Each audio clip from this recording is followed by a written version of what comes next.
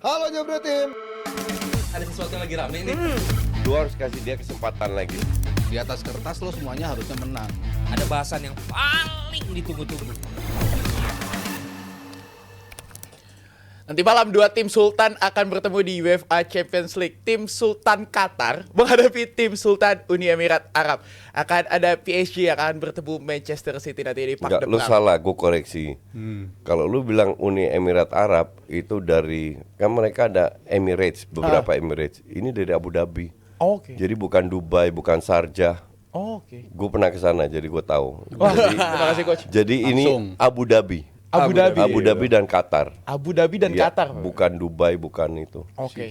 Nah ini yang namanya tim Sultan nih otomatis suka foya-foya, suka bakar-bakar duit gitu kan, belanja sana sini. Nah Dan ini sama suka, dengan suka Manchester. bagi-bagi amplop. Ya, bagi-bagi. Terutama ke pengurus, Nah, ini ke wasit.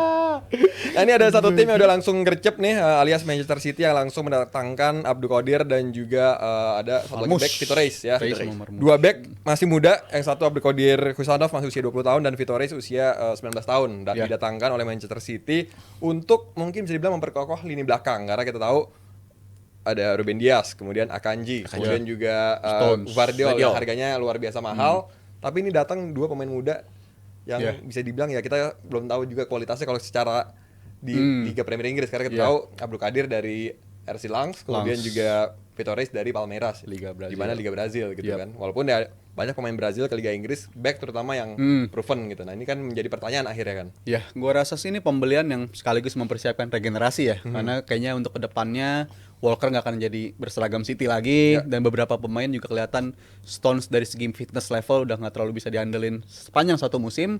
Dan itu terbukti mencederai mereka banget di musim ini dari segi lini belakang. Dan gua ngeliat ini pembelian-pembelian yang cukup beresiko juga sih ya dari segi harga dan usia. Usia muda tapi harganya tinggi-tinggi banget ini dua pemain ini.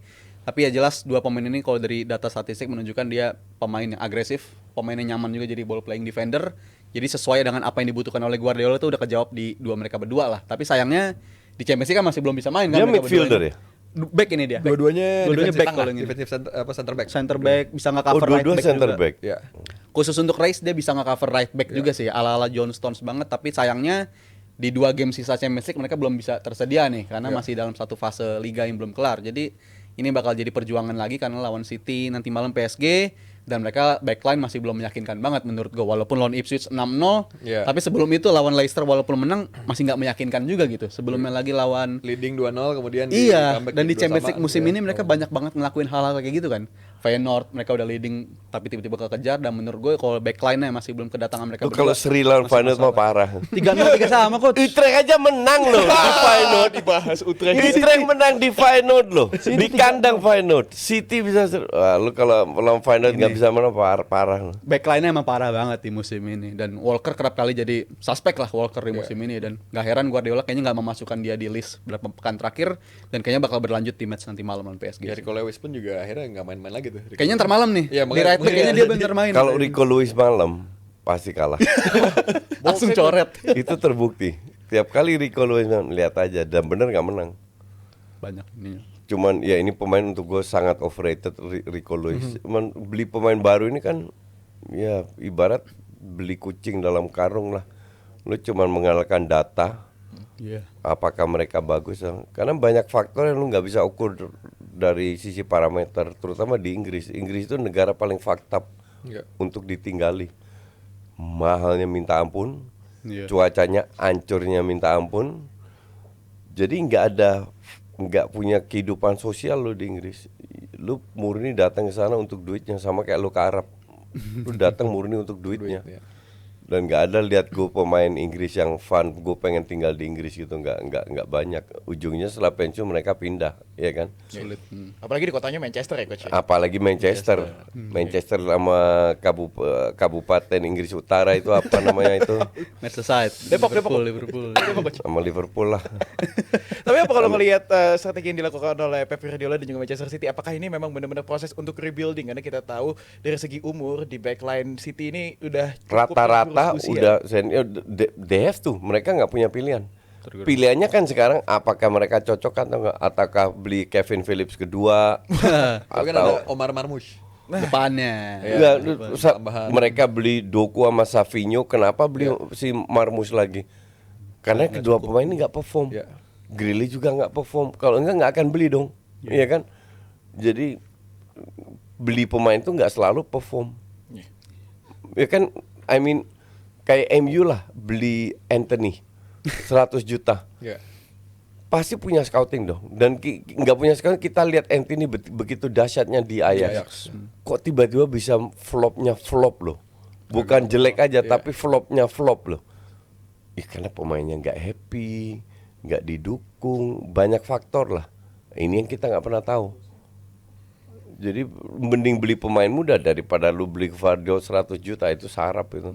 Daripada ngelakuin itu lagi ya, ini Iya, langkah yang cerdik itu sih. not worth it banget itu Gvardiol 100 juta. Dan dari rekam jejak City kan ketika mereka lagi sukses-suksesnya mereka juga kerap ngelakuin ini gitu. Bahkan dulu Fernandinho lagi bagus, tetap mendatangi Rodri juga kan. Mereka selalu mempersiapkan diri, selalu mempersiapkan prepare for the worst-nya. Di lini belakang dulu gue inget musim mereka Centurion pun di tengah musim mereka beli Laporte waktu itu. Bakal lini belakang lagi bagus-bagus ya. Jadi City tuh emang harusnya begini gitu.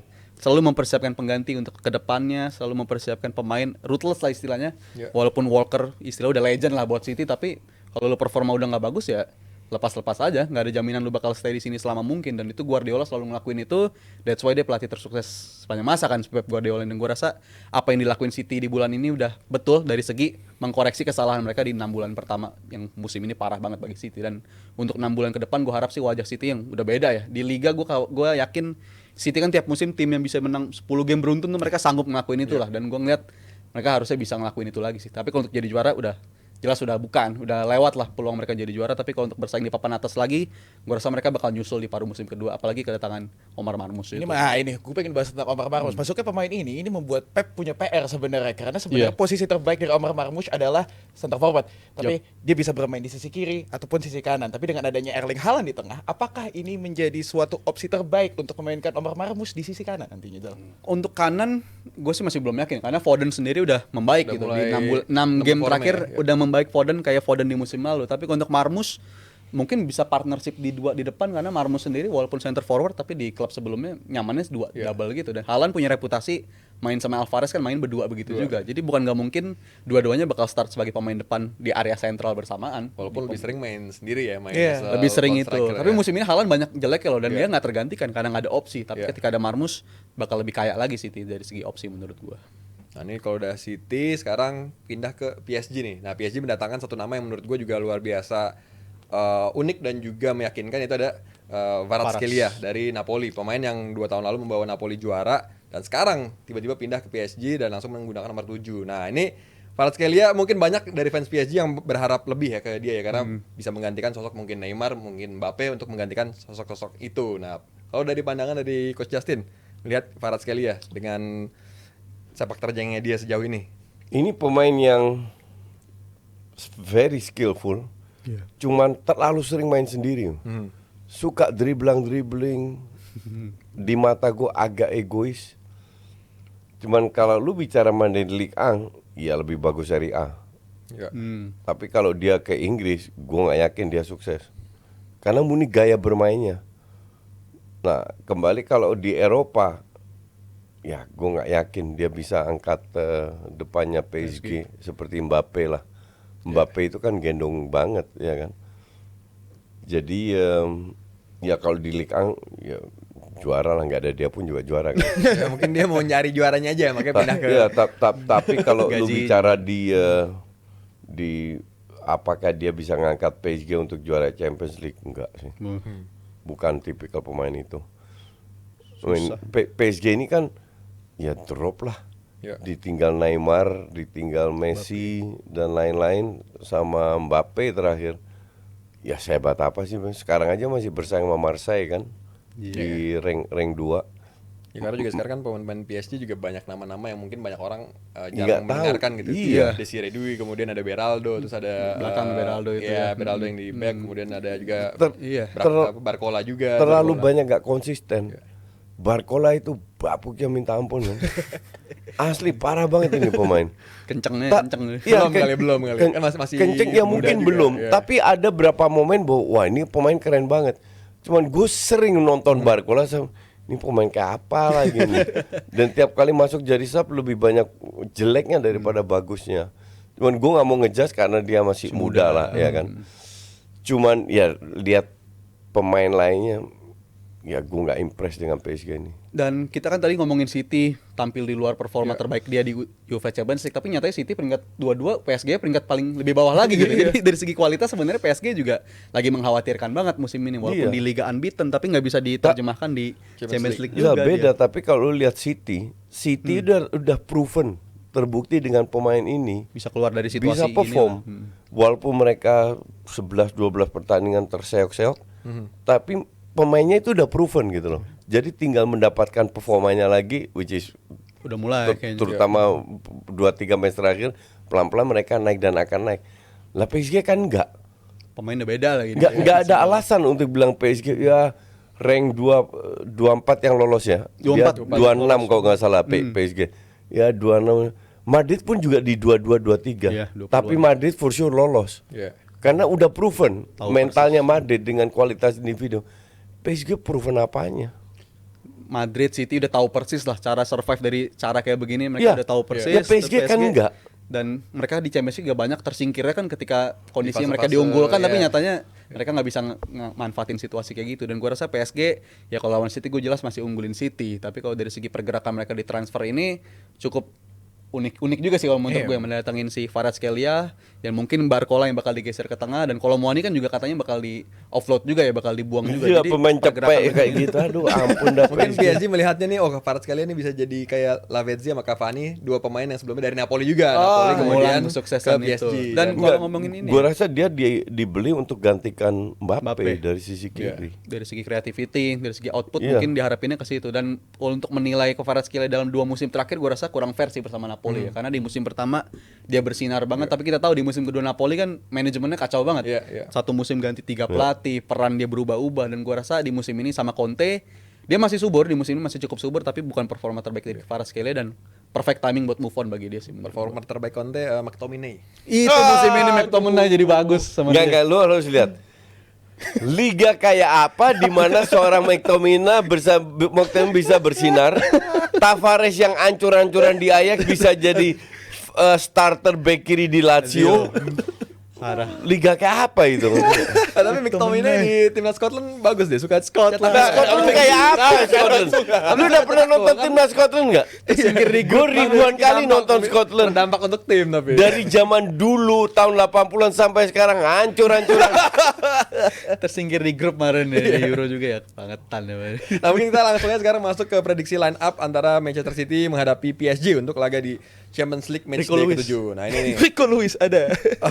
Kita lihat mungkin dari tuan rumah dulu ya, dari PSG ya standar lah, kiper pasti Donnarumma, kemudian Hakimi, Beraldo, dua Lucas di situ, Lucas Beraldo dan juga Lucas Hernandez. Kiri Nuno Mendes, di tengah Warren Zaïre-Emery, Vitinha, Fabian Ruiz. Nah di depan nih ada Barcola, Dembele, Gonzalo Ramos.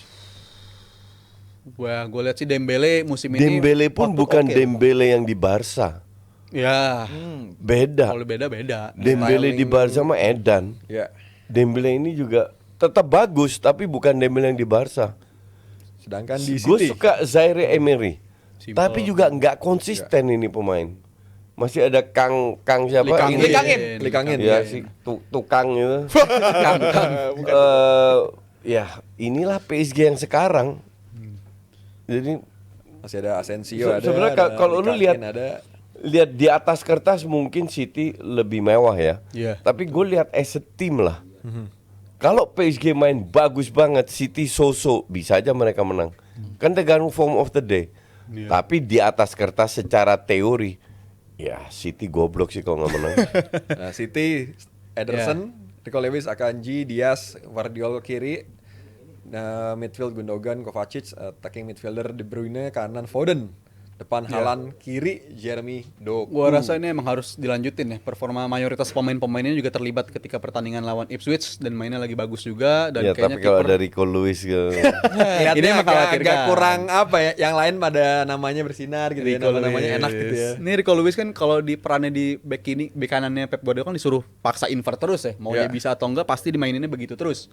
Dan itu terbukti berkali-kali belum bisa ngasih performa terbaiknya. Tapi ngeliat performa City secara kolektif lagi mulai membaik sih, dan kiper juga Ederson kayak mulai dipercaya lagi setelah dapat hair dryer treatment ya si Ortega di pertandingan lawan Brentford. Kayaknya setelah ini bakal jadi Ederson terus, dan gua rasa City bisa ngelanjutin performa bagus lah. Tapi kalau untuk PSG, Gonzalo Ramos baru sembuh dalam beberapa pekan terakhir dari cedera ankle. Gua rasa ini tugas besar yang udah dinantikan oleh fans PSG gitu. Apakah bisa ngisi kekosongan atau justru karena tugas dia berat di musim ini. Kalau Muani cabut, sisa dia doang gitu striker. Jadi tugas besar menanti PSG lah.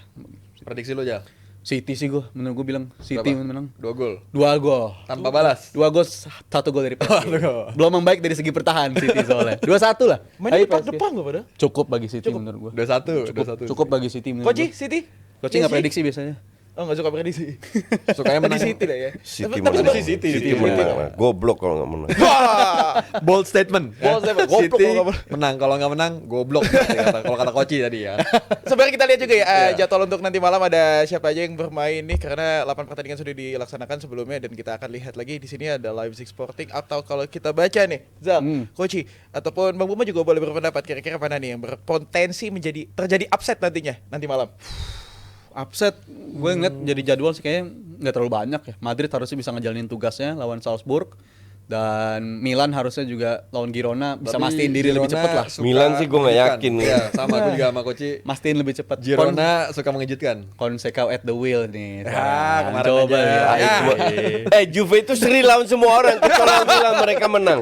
Consecao at the wheel. Lawan klub Brugge aja seri.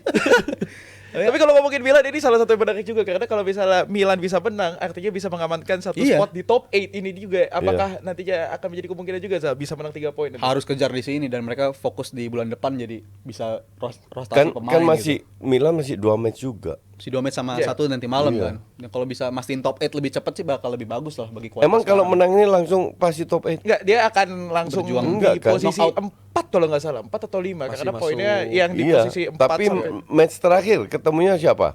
Di match terakhir tuh dia ketemu siapa ya Milan itu? Kayaknya lawan beratnya udah habis deh dia. Iya, dia lawan beratnya udah habis. Kemarin 4-1 4-2 udah habis. Nah, Udah lewat. kita tanyain nanti ke jebret tim nih, kira-kira akan ada potensi kejutan gak nanti malam di UEFA Champions League? Ada Feyenoord menang lawan Munchen.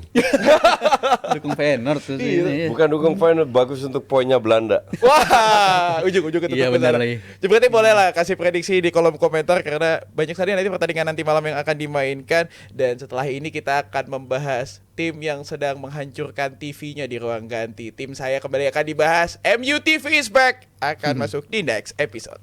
Halo Jebret Tim. Ada sesuatu yang lagi rame nih. Lu harus kasih dia kesempatan lagi. Di atas kertas lo semuanya harusnya menang. Ada bahasan yang paling ditunggu-tunggu.